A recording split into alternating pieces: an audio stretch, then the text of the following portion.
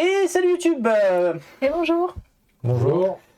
On est aujourd'hui face à un nouveau jeu. On démarre une nouvelle campagne, Vampire l'Héritage. C'est un vieux jeu, je vais pas exagérer, c'est pas un vieux jeu dans le sens qu'il est sorti il y a 20 ans. Je sais pas si vous avez la date en tête, je crois que ça a 4-5 ans, un truc comme ça. 2019-2020. C'est un Kickstarter, enfin, bon, ça c'est pas la version Kickstarter, mais oui, c'est pas si vieux que ça. Mais dans le monde du jeu vidéo, du jeu de société de nos jours, ça va tellement vite que c'est déjà un vieux jeu entre guillemets. Je suis donc aujourd'hui avec Clémentine, comme d'habitude. Je suis aujourd'hui aussi avec Frédéric et Laurent. Donc, alors, je dis tout sur cette chaîne, ils le savent. On ne se connaissait pas il y a 2 semaines, c'est ça ? Puisque j'ai passé une petite annonce sur internet, j'ai dit je veux jouer à ce jeu, j'en ai marre, je trouve pas les gens qui veulent jouer avec moi, ça me saoule. Est-ce que vous voulez venir jouer ? Et vous avez dit pas de souci, on vient jouer. Donc déjà, merci d'être venu. Donc bon, vous savez déjà, vous êtes des gros joueurs de toute façon. On va pas, voilà, ça vous a pas vous faire peur. C'est pas spécialement un gros jeu, mais bon, il y a quand même un certain nombre de parties. Il faut s'accrocher. On va faire donc la petite explication, la grosse explication de règles, parce que il y a quand même des choses à dire. Il a l'air simple, mais il y a quand même des choses à expliquer. Et puis après, on va essayer de se lancer sur la première partie. Donc, c'est un jeu Legacy qui va se jouer, comme je l'ai dit, en plusieurs chapitres. La promesse du jeu, c'est de nous immerger dans le monde de Vampire la Mascarade, puisque c'est de ça qu'il s'agit. Est-ce que vous, je sais plus, il y en a deux qui connaissent, je sais plus lequel, qui connaît Vampire la Mascarade? Je connaissais de nom. Moi je connais bien. On a un expert Vampire la Mascarade, c'est bon, parce que moi aussi je connais deux noms et de ce que j'ai lu dans le jeu, mais voilà. Et donc l'idée, c'est de dire, en gros, notre monde est contrôlé en sous-main, ou dans les ténèbres, par les vampires depuis toujours. Donc là, de 1306 à 1997, c'est la chronologie du jeu que le jeu va nous proposer d'explorer. Et en gros, il va nous dire, ben oui, mais en fait, je sais pas, j'invente, mais dire la Première Guerre mondiale, c'était pas du tout ce que vous croyez, c'était les vampires en fait qui ont manigancé tout ça dans l'ombre, etc.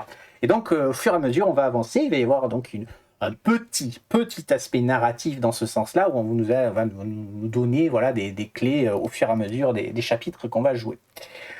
Donc, comment ça se joue concrètement ? Alors, je vais passer en mode jeu, parce que sinon, on va rien voir du tout. Et donc, au niveau des règles, comment ça se joue ? Nous allons jouer donc 21 chapitres. Chaque chapitre va se jouer donc au point. C'est un jeu à points, il va falloir gagner le maximum de points. Néanmoins, comme on joue en mode campagne, il va y avoir un double objectif. C'est ce qu'il faut quand même retenir premièrement. Il faut gagner la partie, c'est le but du jeu, on est d'accord. Mais on va ici avoir des missions qui vont apparaître ici. Et en remplissant ces missions, ça va nous donner des avantages pour les parties d'après. Donc c'est tout aussi important l'un que l'autre. Voilà. Parce que si vous gagnez 3 chapitres sur 21, ça ne veut pas dire que vous allez gagner la campagne. Ça ne va pas forcément se faire comme ça. Donc il ne faut pas négliger les missions, c'est ce que je veux dire. Donc chaque partie va se jouer en un certain nombre de tours. On a ici le jeton de tours. Donc comme on est 4, on va se jouer ça donc en 1, 2, 3, 4, 5, 6, 7, 8 tours. Tout à fait. On va jouer dans l'ordre, donc il y a un jeton premier joueur et qui va tourner d'ailleurs en fonction d'un certain critère. Et ensuite on fait dans le sens des aiguilles d'une montre. Donc qu'est-ce qu'on va faire durant chacun de nos tours à nous ? Il y a 2 choses à faire. Une action obligatoire et une action facultative que l'on fait dans l'ordre que l'on veut. Donc on fait toujours l'obligatoire évidemment, mais on peut faire la facultative avant ou après. L'obligatoire, est-ce que tu peux mettre des cartes ici ? Donc nous allons avoir ici ce qui est appelé... Dans quel sens là ? Ouais. Il y a un terme. Alors on va essayer de récupérer les bons termes, parce que comme ils apparaissent parfois sur les cartes, et que j'ai l'antichambre. Ça s'appelle l'antichambre. Donc ce sont les personnages que l'on peut recruter. Et ça va être notre action obligatoire. Nous allons devoir recruter un des personnages qui est ici. On peut voir ici que vous avez 3 rubis et 1 rubis. Alors, les rubis, voyons dans les termes techniques. Les points de pouvoir. C'est les points de pouvoir. C'est pouvoir, c'est ça. Ce sont les termes de pouvoir. Donc, pour recruter celui-là, il faut payer 3. Pour recruter celui-là, il faut payer 1. Là, c'est gratuit.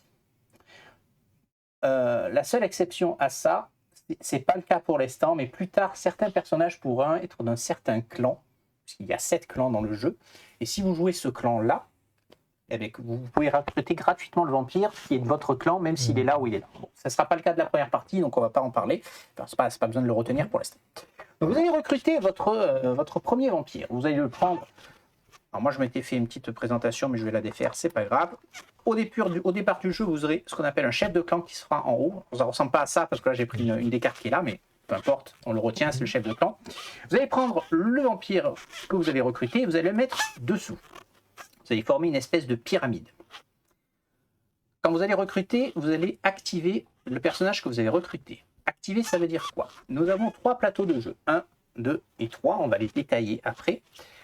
Sur chacun de ces plateaux, vous allez faire quelque chose. Donc ici, vous avez un symbole vert. Donc vous allez jouer sur la piste verte, par exemple. Je vais les détailler après. Je fais grosso modo. Ici, vous avez un symbole jaune. Vous allez jouer le jaune sur ce plateau. Et ici, alors bon, là j'ai pris un cas un peu particulier. Je vais prendre un cas particulier de suite. Ici, vous avez un symbole marron. Vous allez jouer les marrons sur ce plateau. Là, c'est votre action obligatoire. L'action obligatoire, c'est juste ça. Je pose dans ma pyramide. Donc la pyramide, c'est ma lignée. Donc les lignées de vampires. Et on agit sur les 3 plateaux. Sachant que c'est les 3 plateaux qui vont déterminer globalement, il n'y a pas que ça, mais en grande partie les points de victoire à la fin du jeu. Une fois qu'on a fait ça, on peut dire j'ai fini mon tour. On n'est pas obligé de jouer de l'action facultative. L'action facultative, ça va être de faire comment ils appellent ça? En gros, c'est une mission. Le terme exact, c'est un... Et je fais exprès de prendre les termes exacts parce que sinon, une intrigue. Une intrigue, donc on va avoir des cartes en main et on va pouvoir les jouer. Je vais expliquer ce que c'est l'intrigue, mais avant, on va faire un tour de vocabulaire pour que ça soit clair, parce que les mots que je vais dire, vous les allez trouver partout, notamment et surtout sur les cartes intrigues. C'est pour ça que je fais une petite pause vocabulaire. La première chose que j'ai dit, c'est qu'en haut, on a un chef de clan. Donc c'est une carte, c'est un membre spécial de la lignée, c'est le Big Boss, il est en haut, c'est le chef de clan, donc on va voir qu'il a des caractéristiques un peu particulières. Quand vous mettez quelque chose, quand vous mettez des vampires dessous, vous pouvez mettre jusqu'à 3 vampires sous un vampire.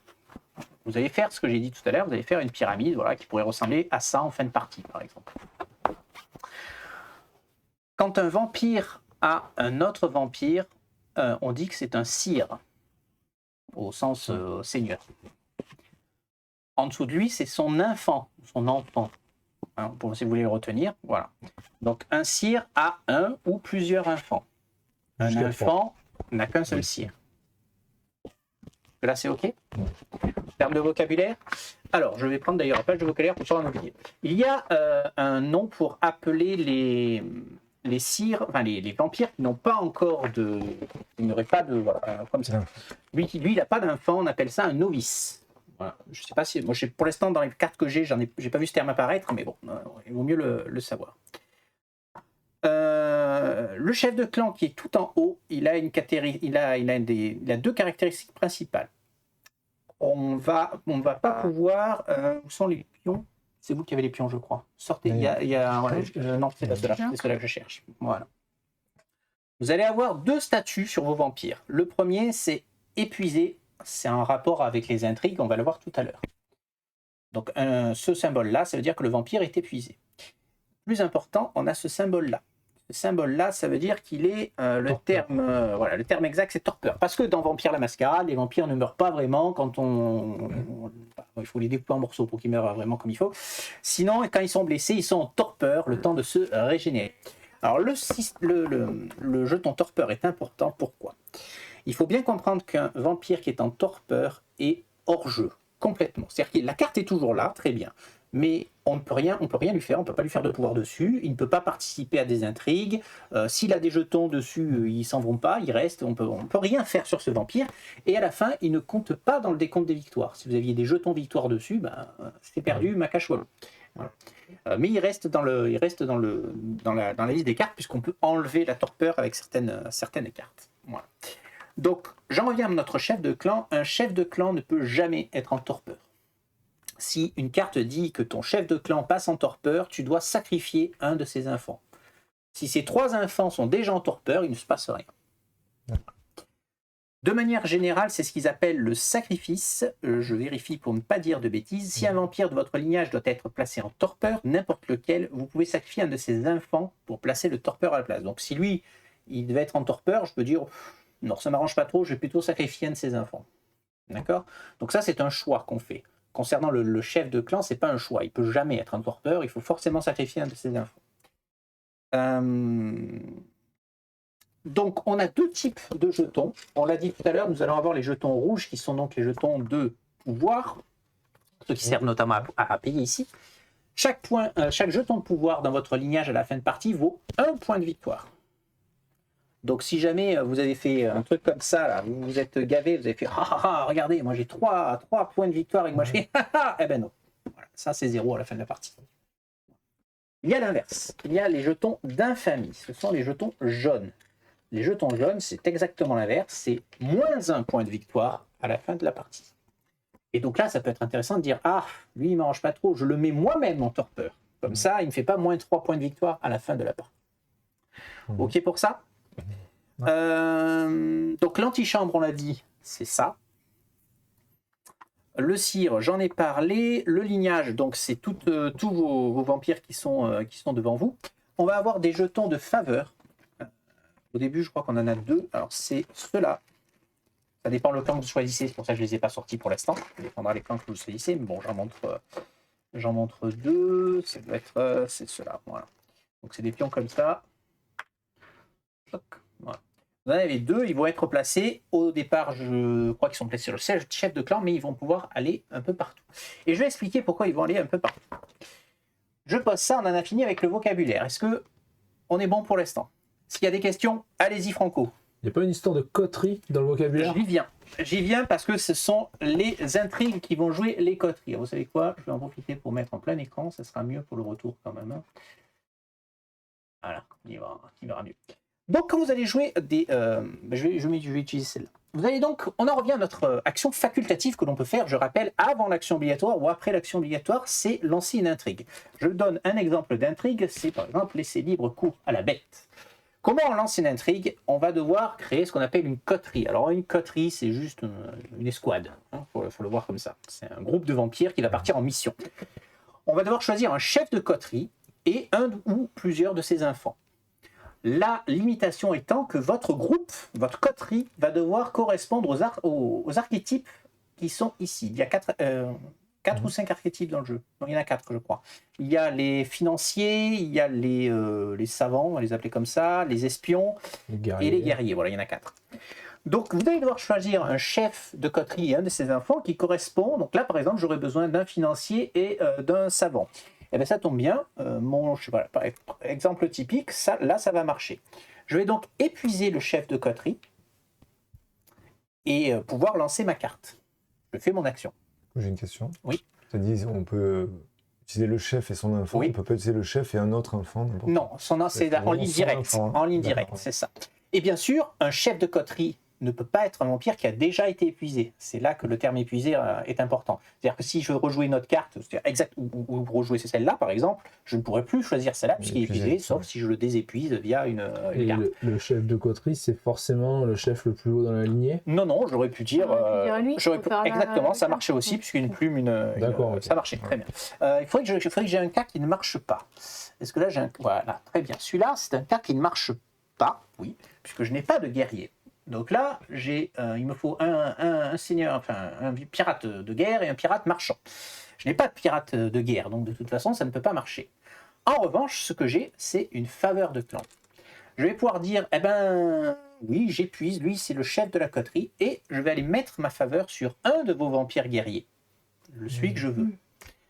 C'est un joker, en gros. C'est un joker, voilà, il participe, voilà, il vient avec moi, celui-là, et je vais pouvoir jouer mon action. Sachant que ces petits jetons valent 1 point de victoire à la fin de la partie, évidemment, ça peut être intéressant. Vous renforcez votre adversaire, mais vous pouvez lancer votre pouvoir.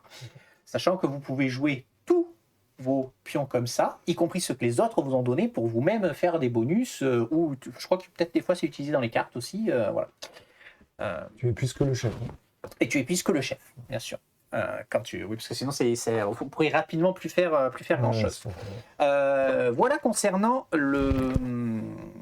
l'action, la phase d'intrigue. Alors c'est peut-être le plus compliqué qu'il y a à comprendre dans le gameplay pour l'instant. Après il y a les cartes en elles-mêmes qu'on va avoir en main.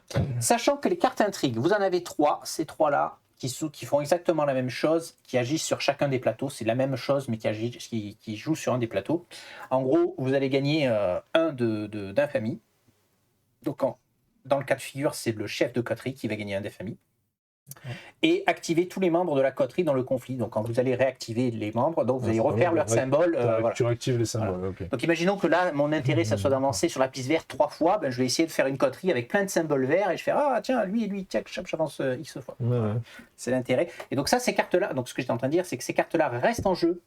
Par contre, les cartes qu'on a en main, on les joue, on les défausse et elles ne reviennent jamais. On ne refait jamais la pioche de cartes intrigue. Donc vous les jouerez qu'une seule fois par partie, sauf pouvoir spécial qui vous permettrait d'aller en récupérer une. Je crois que ça existe. L'action facultative, c'est soit ces intrigues-là, soit on en a en main. Ouais, on va en avoir 2 en main par défaut.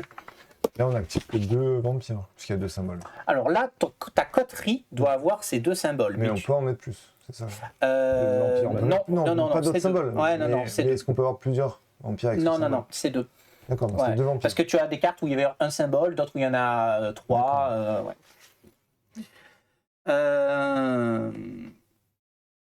Je pense que j'ai dit le principal sur le gameplay du jeu. Est-ce que c'est OK pour vous? Ouais, mais si t'as tu peux avoir une coterie que avec un seul vampire, ça fait bizarre. Alors, il y a des, là, je les ai pas, mais il y a des cartes où effectivement tu as juste ton chef de coterie. D'accord. Voilà.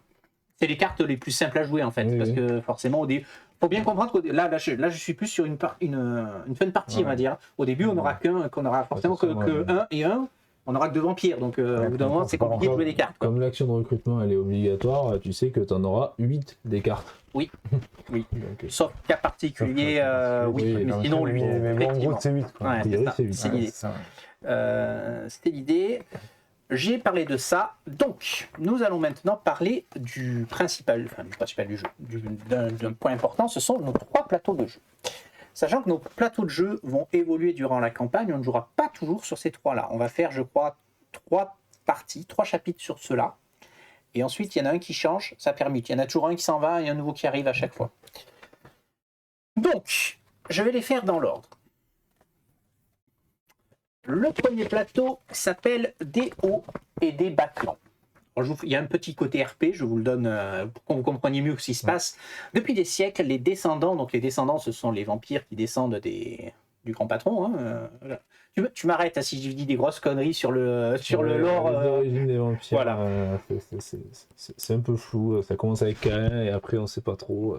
Oui, mais il y a un groupe. Je sais qu'il y a un grand patron. Cain, il y a je suppose, ce qu'on appelle les Mathusalem après, qui ont fait les lignées de vampires, de clans et compagnie. Donc les 7 clans on va les décrire après. Donc en gros les descendants c'est les vampires. Donc les descendants sont divisés entre ceux qui dirigent et ceux qui obéissent du bout des lèvres.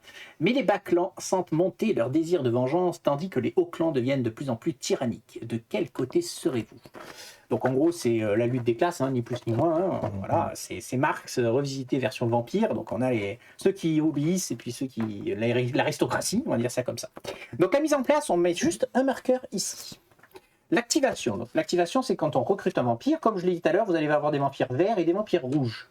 Quand vous jouez un vampire vert, devinez quoi? Vous avancez vers la petite verte. Quand vous jouez un vampire rouge, vous revenez vers la vampire rouge. Le fait que le jeton soit vert ou rouge, c'est juste symbolique pour symboliser. Si sur la petite rouge, il est rouge. On n'oubliera pas de le tourner, mais bon. Victoire décisive. Point important. Si le marqueur de politique des clans arrive au bout, on va gagner... tous les vampires ayant l'attribut correspondant, donc par exemple là, tous les vampires qui seraient rouges vont prendre un jeton pouvoir. Ouais. Donc, prendre un point de victoire. Oui. Et on remet ici à 0. Donc, côté RP, c'est en gros, d'un côté, l'aristocratie a maté la révolte, c'est bon, on revient au calme, et de l'autre, on a coupé des têtes, c'est bon, on revient au calme. En gros, pour expliquer ce qui se passe. Résolution. La position finale du marqueur détermine l'attribut gagnant. Donc, en fin de partie, on va regarder où est le marqueur. Si le marqueur est là, c'est bien simple, je vais gagner 2 points de victoire pour chaque vampire rouge qui n'est pas en torpeur dans mon lignage. Donc on va essayer, certains d'entre nous vont jouer rouge, d'autres vont jouer vert, et puis on va essayer de se tirer la bourre pour dire non, reviens ici, moi je veux que ce soit... Sachant qu'il y a un truc malin qui est de dire, imaginons que le marqueur est là et que moi je joue vert à fond. Je peux faire, non, je vais jouer 2 vampires rouges. Pouf, pouf, hop, on revient là, c'est bien plus simple pour aller vers le vert maintenant. Donc il faut réfléchir à faire un tour complet des fois. Alors vous allez renforcer vos adversaires évidemment, puisque là tous vos adversaires rouges prennent un point de victoire. Mais ça se calcule. Voilà. Donc voilà, ça c'est le plateau le plus simple. À la fin de la partie, on gagne, on regarde la case où on est, on gagne autant par vampire sur lequel on est. Nous avons le deuxième plateau, le bleu et le jaune, qui s'appelle l'appel de la bête. Tous les vampires luttent contre une soif intarissable qui réclame toujours plus de sang. Seul un code moral strict, aussi perverti soit-il, leur permet de contrôler le monstre qui sommeille en eux, alors que s'écoulent les décennies. Donc ce plateau représente un peu le dilemme moral qu'ont les vampires, qui est de se laisser aller à leur instinct et tuer tout le monde, ou essayer de se fondre parmi les humains, essayer de vivre parmi eux. Donc la mise en place, on mettra, quand on aura choisi notre clan, on mettra chacun un jeton ici, qui sera soit du côté jaune, soit du côté bleu, et ça dépendra de votre chef de clan. Si votre chef de clan a un symbole bleu, vous le mettrez sur bleu, et inversement. Donc je vais en prendre un pour qu'on fasse le truc. J'en trouve un, voilà, par exemple celui-ci. Donc moi, imagine cela, le chef de clan virtuel, il est bleu, donc on imagine que je pourrais faire ça. Voilà, je vais placer mon chef, mon truc. À partir de là, il va y avoir, donc à chaque fois que vous activez, vous allez prendre un symbole bleu ou un symbole jaune. Si le vampire que vous activez est de la bonne couleur, c'est-à-dire que si par exemple je pose un bleu et que je suis bleu, je vais avancer vers la piste. Hop, vers là.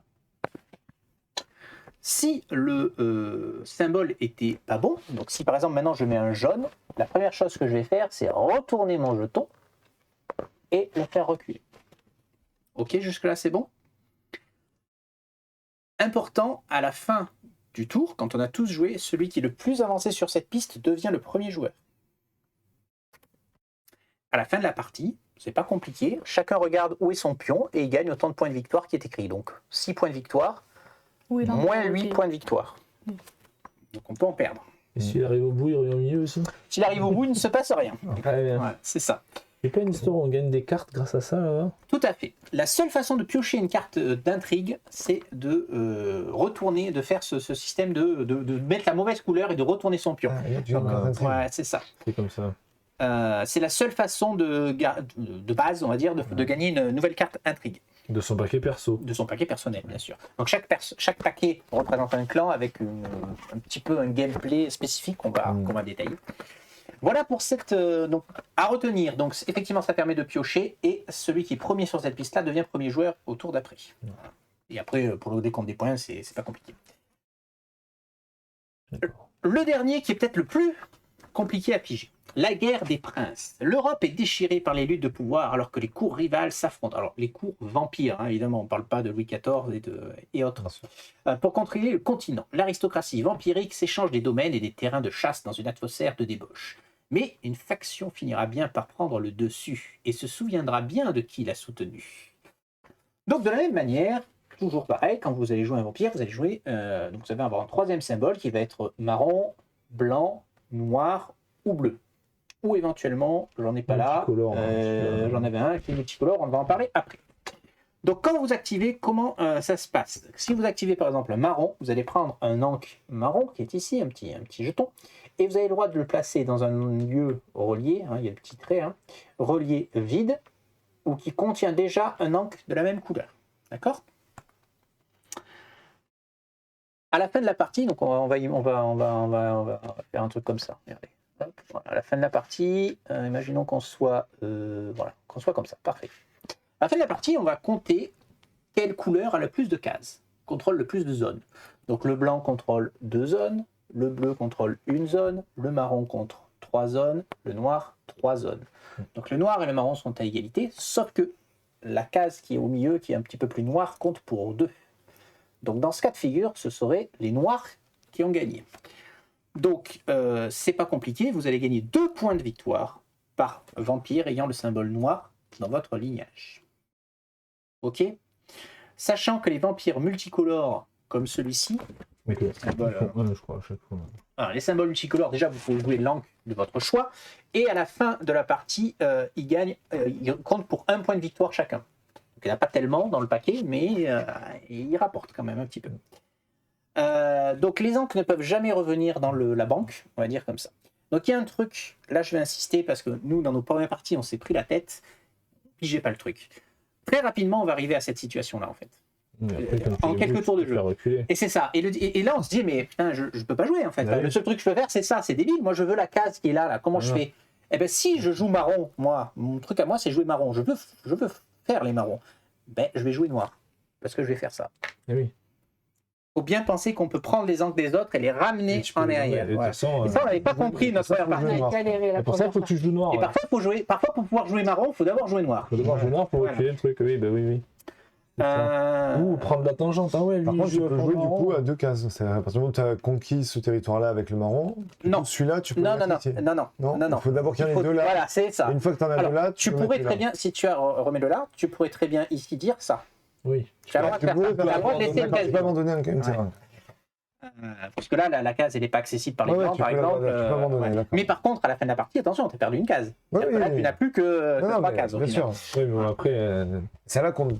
Et c'est là qu'on double. Putain. 4 du coup. C'est là qu'on double. Ouais. Que si égalité ou elle Non, non, compte tout le double temps. Elle compte tout le temps double. Donc t'es quand même à 2, 3, Alors, 4 là. et dans le cas où il y aurait quand même égalité à la fin, c'est les deux couleurs qui l'emportent et Ah oui, on ouais. compte, tout le monde compte. Voilà. Ok. Le fait qu'il y ait plusieurs angles sur un territoire, c'était. Eh ben, c'est pour empêcher C'est pour que les- quelqu'un fasse ce que je viens de faire. Ouais, je veux dire, ça, pour non, le niveau non, des points, ça change rien. c'est du juste pour contrôle une zone. bloquer Ouais, la c'est ça. zone. C'est juste pour empêcher les autres de. Tu l'actives quand tu postes ton. C'est ça. Par exemple, là, si Pour recruter. ouais, quand je recrute, donc là, c'est du les couleurs, c'est du marron. Leur marron et Donc leur là, noir, je mais, ferai ça, par exemple. Voilà. D'accord. Et donc celui qui gagne le conflit, c'est 2 points donc par vampire qui est de la bonne couleur. Ouais. Et les autres, ils ont rien. Les autres, ils ont 1 point par arc-en-ciel, par multicolore. Et les multicolore, autres, ils ont Zéro. 0. Ah, d'accord. Donc un point Ouais. qui peut sembler frustrant dans les premières parties, et qu'il faut quand même bien piger aussi, c'est que on ne peut pas, à mon sens, gagner partout. C'est-à-dire, vous n'allez pas pouvoir gérer les 3 plateaux, surtout à 4 Ouais, joueurs, les ouais. autres vont vous contrer. C'est Il ça. faut peut-être essayer de se concentrer sur 2 plateaux plutôt que d'essayer de jouer Oui. partout. Et ne pas oublier les missions. Ah oui. On va en venir aux missions. J'en suis pas encore. Ça sera comme voilà, on va regarder le chapitre 1. Mais ne pas oublier les missions. Les missions, ça va être du style celui qui a le plus de rouge, celui qui a le plus de noir, celui qui a le plus de. Voilà, celui qui a le plus de financiers. Pour l'instant, c'est assez bateau. La mission, Ouais. je pense que ça va peut-être être un peu plus compliqué après. Mais voilà. Il y a un dernier terme dont je n'ai pas parlé, c'est les ancillae. Je prononce ça bien. Celui-là. Ancilla, voilà. Les anciens, moi je dis ça, c'est plus Ancien, simple. normalement, c'est au-dessus Ouais. encore. Dans Ah, la classification, t'as. Bon, les Ancillae, Ouais, donc ce sont des vampires qui ont des pouvoirs. Donc, en termes de jeu, ben, qu'est-ce que ça va être? C'est à un moment donné, vous allez pouvoir prendre votre vampire, le retourner, le transformer en Ancillae, et en plus de ses actions classiques toujours en haut, déjà d'une part, il va prendre un autocollant de clan, donc c'est ce que je vous disais tout à l'heure, c'est là qu'il va coûter 0 s'il est de votre clan, et surtout, il va avoir un pouvoir.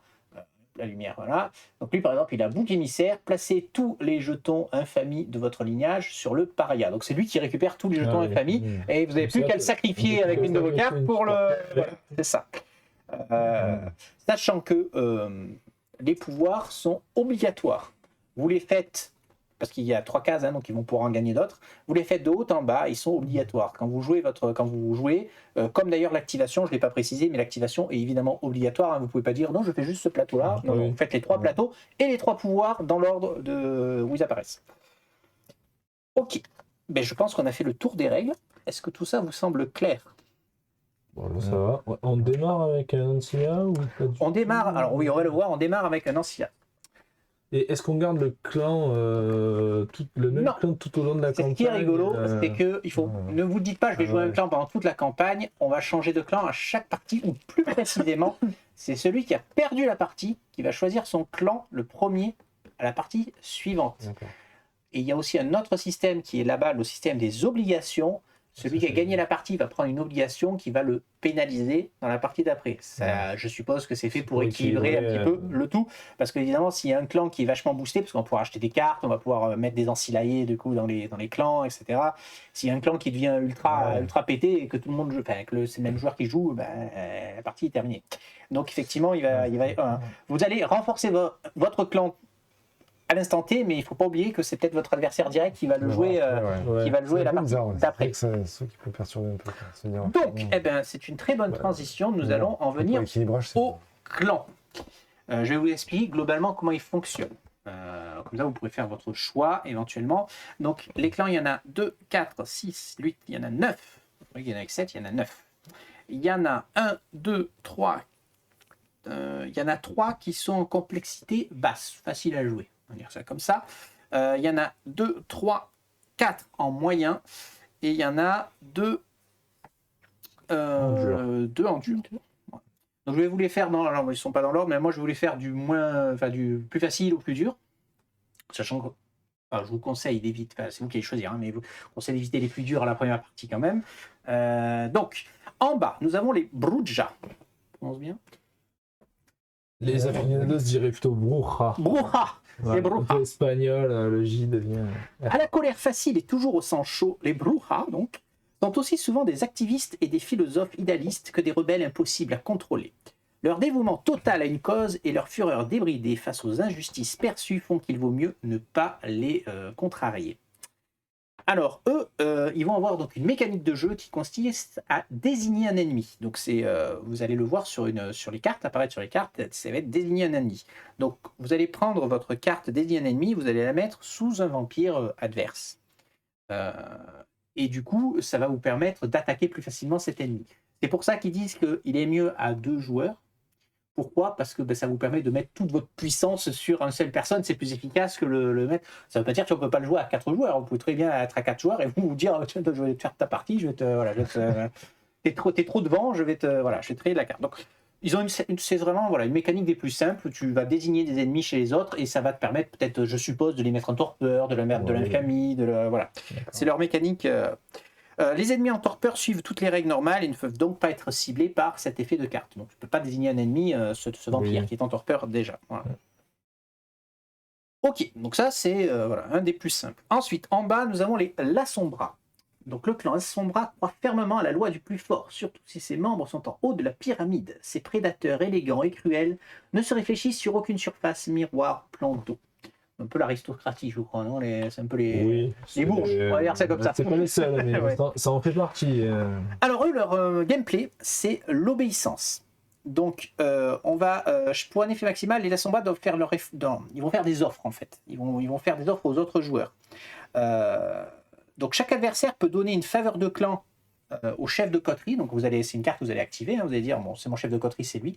Soit vous mettez tous une de vos faveurs de clan sur mon chef, sur mon chef de coterie, soit il va vous arriver des misères. Donc dans la carte qu'ils donnent, par exemple, ils disent un vampire au choix gagne 2 pions d'infamie. Ouais. Donc si tu me donnes pas ta faveur de clan, un de tes vampires prend 2 pions d'infamie. Voilà, donc en gros c'est tiens, tu fais ce que je te dis, à boule le fric, sinon il va t'arriver des misères. Voilà, ils ont le pouvoir de domination et domination. Voilà, c'est le principe. Ouais, c'est un peu l'idée, effectivement. Tu fais ce que je te dis, c'est tout. Donc évidemment, il précise l'effet négatif de l'obéissant ne s'applique à ceux qui ne donnent pas de faveur de clan. C'est évidemment logique. Voilà, c'est le principe. Ok. En basse, nous avons les Toréadors. Un clan d'artistes et d'innovateurs, les Toréadors sont les plus belles, les plus sensuelles, les plus émotionnelles et les plus prestigieuses de toutes les créatures de la nuit.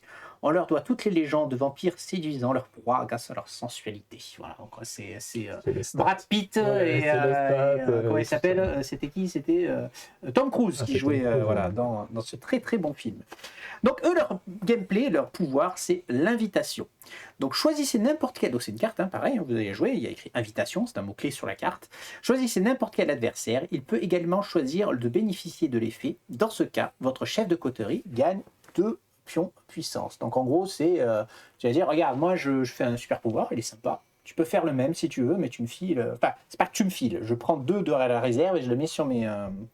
Je les mets, en gros, tu me fais gagner 2 points de victoire, quoi. Voilà. Donc c'est un seul adversaire. Choisissez n'importe quel adversaire, il ne précise pas plusieurs. Il peut choisir de n'inviter personne. 7 ordres de terrain. Donc c'est lui qui choisit dans quel ordre s'appliquent les effets. Mais il le dit avant que l'autre valide la proposition ou pas. Voilà. Il va dire s'il y a plusieurs effets, ils vont se faire ils vont se faire comme ça. Alors, tu prends ou tu prends pas. Voilà, en gros. Ça s'applique. Non, il n'y a pas plus. Voilà. Donc ça, ce sont les 3 faciles. Donc effectivement, ils ont des cartes avec des pouvoirs directs et il n'y a pas beaucoup à réfléchir. Ensuite, nous avons... il y en avait un autre de facile ? Non, c'est bon. Il n'y a pas dit 4 ? Alors, Broja, j'ai fait. Lasombra, j'ai fait. Toréador, j'ai fait. En moyen, nous avons les gangrels. Gangrels ? Oui, ça va. Gangrel. Les Gangrel sont un clan de nomades presque sauvages. De tous les descendants, ils sont les plus proches de la nature et ressemblent le plus fortement à l'aspect animal de leur malédiction vampirique. Donc leur symbole, c'est une espèce de loup-garou. Donc en gros, c'est les mecs, ils vivent dans la forêt, quoi.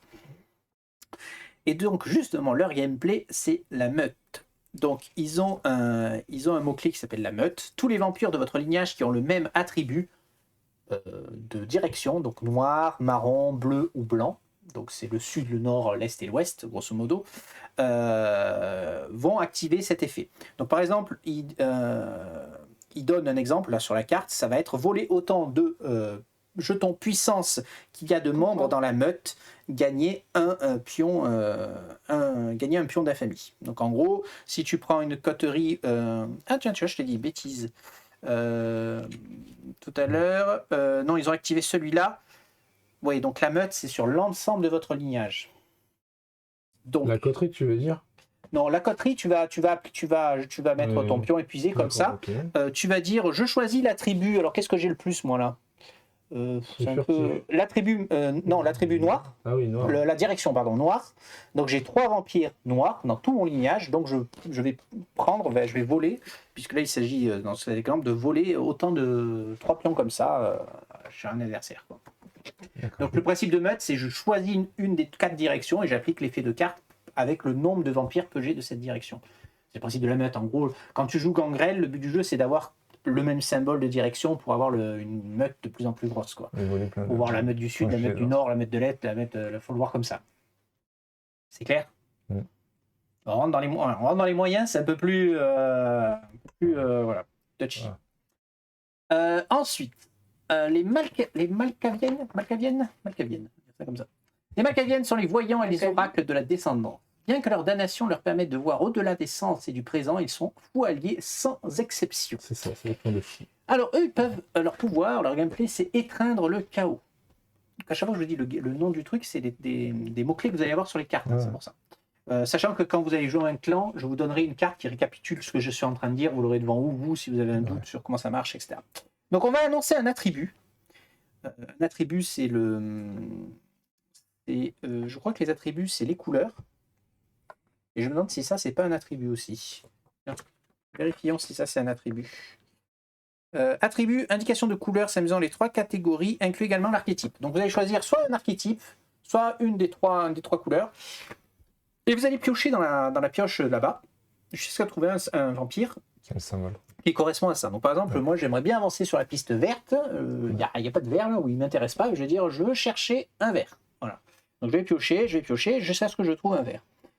Donc je tire des cartes, je recrute ce personnage, je défausse les autres et c'est effectué, ça remplace mon remplacement automatique. On ne peut jamais prendre plus d'un vampire par tour quoi qu'il arrive, ça remplace le recrutement. C'est gros. En gros je choisis plus ou moins le symbole, un des 3 symboles que je vais choper. Une seule fois par partie. Parce que c'est une carte que tu joues de ta main, ça. Oui, mais il y a peut-être plusieurs cartes qui ont ce pouvoir. C'est possible. J'avoue que je ne connais pas toutes les cartes par cœur, hein, donc forcément. Donc voilà, eux, leur pouvoir, c'est d'aller chercher. Donc c'est des voyants, hein, donc ils font. Ils voient. Voilà. Les Nosferatu. Les Nosferatu, ce sont les moches. Donc rendus hideux et déformes par le sang de Cain, les Nosferatu sont les maîtres de tous les secrets. Ils vivent cachés. Ils font l'échange d'informations pour suivre. Ils sont un peu les espions du monde des vampires. Ils restent dans les ombres, etc. Donc leur pouvoir à eux, c'est le marché noir. Donc ils vont avoir une carte, ils vont la passer sur la table, face visible, et c'est une carte qui va rester pendant toute la partie. Donc à chaque tour, un joueur peut déclencher l'effet en plaçant un faveur sur l'intrigue. Donc, moi, je vois ton marché noir, il m'intéresse, je mets une faveur dessus, je vais utiliser le pouvoir. Déplacer toutes les faveurs de clan sur le chef du clan à la fin du tour. Donc à la fin du tour, je récupère toutes vos piécettes là, que vous m'avez données, je les mets sur mon chef de clan. En gros, vous me faites gagner des points de victoire. C'est le marché noir. Donc par exemple, là, il donne un exemple de marché noir. Vous pouvez jouer une intrigue de clan supplémentaire. Donc vous pouvez me payer une faveur pour pouvoir jouer 2 missions, 2 intrigues au lieu d'une, par exemple. Mais il y en a plusieurs. Donc important, vous pouvez avoir plusieurs marchés noirs en même temps, je crois. Je vérifie. Les intrigues de marché noir restent en jeu et il n'y a pas de limite au nombre d'intrigues jouables. Donc vous pouvez avoir plusieurs marchés noirs en même temps disponibles. Donc bon, disent complexité moyenne, mais c'est pas forcément très très compliqué dans l'absolu. C'est juste qu'il faut, je pense, savoir jouer au bon moment la carte, quoi. Et ensuite, donc dans les moyens, on a les ventrous, les ventrous. Ventrou. Les ventrous se voient comme des aristocrates, l'élite de l'élite. Cette façade honorable et de noblesse oblige, ne dissimule que partiellement leur désir de tout contrôler et dominer. Celui-ci est toujours présent à fleur de peau. Ah, eux, ils font des édits, eux, ils font des lois, carrément, ils s'emmerdent pas. Et le clan des Donc, rois. Hein. ils vont avoir une carte, ils vont placer l'intrigue sur la table, comme le marché noir, même principe. Le joueur ventru déclenche l'effet lorsque l'attribut choisi est recruté par n'importe quel joueur. Un seul édit actif à la fois. Donc, contrairement au marché noir, là, il n'y en a qu'un seul à la fois. Donc, en gros, vous allez donc poser la carte. Donc, je ne sais pas si vous verrez là, si je le mets comme ça. Je ne sais pas sur quelle caméra on est. Raté, c'était l'autre.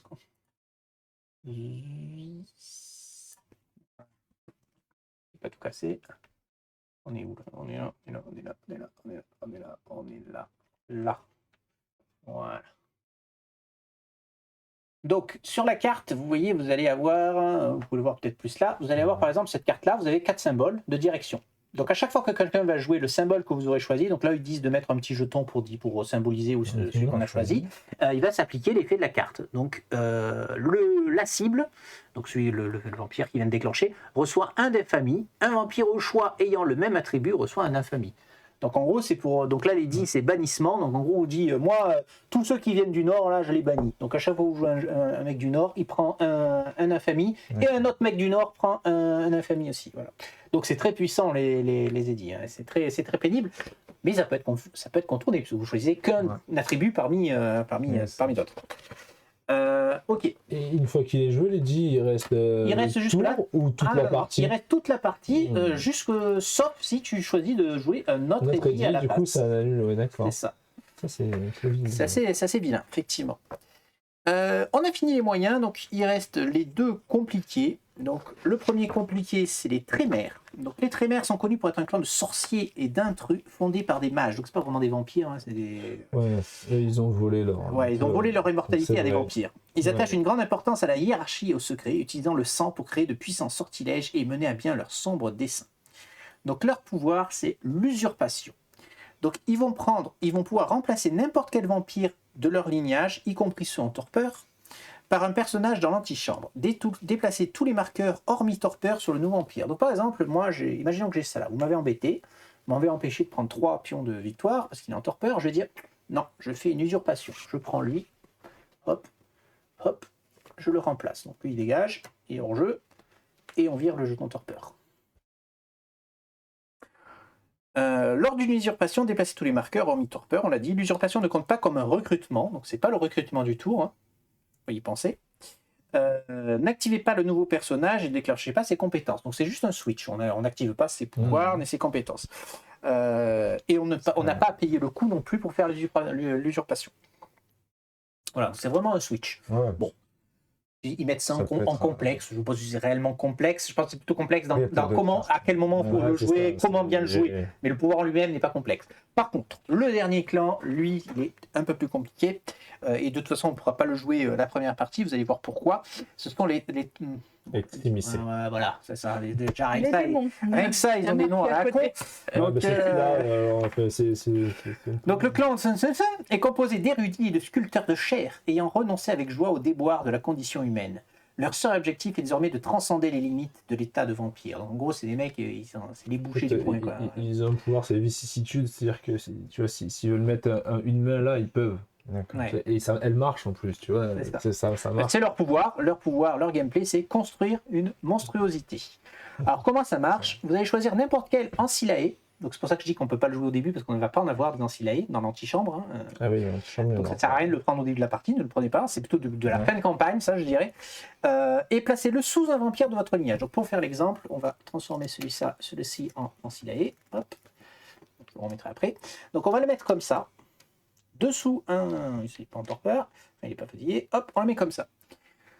Et placez-le sous un vampire de votre lignage, ne laissant visible que sa compétence. Le vampire est désormais un Ancillae avec cette compétence. Donc en gros, j'ai transformé celui-là en Ancillae avec cette compétence. Sachant que ça ne compte pas comme un recrutement, on ne déclenche pas ses pouvoirs, hein, celui qui est en dessous. Toutes les compétences de l'antillais sont ajoutées à la monstruosité de votre lignage. Il n'est pas possible d'en rajouter qu'une ou deux. Donc là, s'il y avait 3 trucs, je peux pas dire oh la première elle n'est pas terrible, Ouais, je fais ça. bien sûr. Et c'est tous Ouais, les je pouvoirs comprends. qui sont rajoutés. Et il n'y a pas de limite. C'est là où ça devient dingue, c'est que si vous Ah pouvez ouais. en mettre 3 ou 4 D'accord. dessous, et à chaque fois que vous dites je déclenche celui-là via une carte, je vais déclencher tous les pouvoirs d'un coup. Quoi. Ah, tu peux en mettre plusieurs. Ouais, c'est Ah ça. ouais. Encore faut-il qu'ils apparaissent Ouais, dans l'antichambre. et que tu C'est les pour ça que je dis que c'est plutôt de la recrutes, fin de campagne, ça. c'est pas du tout pour C'est- tout de suite. Voilà. C'est pas forcément facile à faire, là, c'est un peu bizarre. Voilà pour les différents clans. On refera un récap si vous voulez. Donc vous aurez, comme je l'ai dit, une carte qui récapitule leurs pouvoirs chacun Ouais. pour voilà, si jamais vous aviez oublié des trucs. Donc je peux ranger tout ça. Tac tac tac. Où est mon. Il est passé où mon truc ? Dessous. Il est dessous. Hop, le pion ici. Tiens, tout ça, ça va dans la pioche. Voilà pour la partie règles. Est-ce que, messieurs, ça vous semble, dames, ça vous semble clair ? Bah oui, c'est pour ça. Oui, bah, à peu près. Prêt ? Il faut faire Ouais, une après, partie faut faire que une- ça parce que vienne la en première tête. partie, il manque à avoir le Mm. paquet de cartes qu'on va avoir en main, quoi. En fait. C'est ça. Qu'on n'a pas vu, comme il est spécifique au clan. Bon, Et oui. Voilà. pour l'instant, on peut pas trop savoir. Je vois que ça fait presque 40 minutes d'explication de règles. Mine de pas rien, mal. nous allons donc. J'avais prévu peut-être de faire qu'une seule vidéo, mais non, on va pas faire ça. On va couper maintenant, comme ça vous avez les règles en vidéo. Et on va faire une nouvelle vidéo pour la partie en elle-même, on va dire, pour le premier chapitre. Donc il y a une petite introduction, parce qu'il y a ce qu'ils appellent le prologue, où on va choisir notre clan, on va choisir D'accord. certaines choses. On vous laisse là. Merci YouTube de nous avoir suivis. On vous dit à tout de suite, j'espère, pour. Vous n'avez pas totalement fui et que vous allez suivre cette On partie. sera là pour la partie. quoi. Allez, ciao, ciao.